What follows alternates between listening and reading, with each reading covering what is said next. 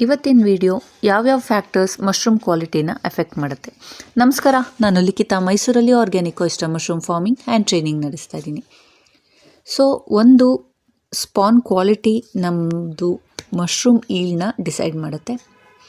ಇನ್ನೊಂದು ಸಬ್ಸ್ಟ್ರೇಟ್, ಯಾವ type of ಸಬ್ಸ್ಟ್ರೇಟ್ನ ನಾವು ಯೂಸ್ ಮಾಡ್ತಾ ಇದ್ದೀವಿ ಅದ್ರ ಮೇಲೆ ನಮ್ಮದು ಮಶ್ರೂಮ್ ಕ್ವಾಲಿಟಿ ಮತ್ತು ಕ್ವಾಂಟಿಟಿ ಎರಡು ಡಿಪೆಂಡ್ ಆಗಿರುತ್ತೆ. ಇನ್ನೊಂದು ಟೆಂಪ್ರೇಚರ್, ರೈಟ್ ಟೆಂಪ್ರೇಚರ್ ಅಂದರೆ 22 to 26 ಡಿಗ್ರಿ ಒಳಗಿದ್ರೆ ನಮಗೆ ಇಲ್ಲಿ ಚೆನ್ನಾಗಿ ಬರುತ್ತೆ.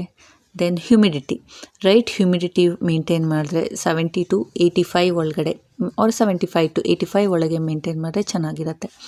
ಆ್ಯಂಡ್ ಅದಲ್ದಲೆ ಮತ್ತು ಏರ್ ಸರ್ಕ್ಯುಲೇಷನ್ ಮೇಲೆ ಮಶ್ರೂಮ್ ಕ್ವಾಲಿಟಿ ಡಿಪೆಂಡ್ ಆಗಿರುತ್ತೆ. ಕಾರ್ಬನ್ ಡೈಆಕ್ಸೈಡ್ ಕಮ್ಮಿ ಇದ್ದಷ್ಟು ನಮ್ಮದು ಮಶ್ರೂಮ್ ಕ್ವಾಲಿಟಿ ತುಂಬ ಚೆನ್ನಾಗಿ ಬರುತ್ತೆ. ಕಾರ್ಬನ್ ಡೈಆಕ್ಸೈಡ್ ಜಾಸ್ತಿ ಇದ್ದರೆ ರೂಮಲ್ಲಿ, ಫಾರ್ಮಲ್ಲಿ, ಎಗೇನ್ ದ ಮಶ್ರೂಮ್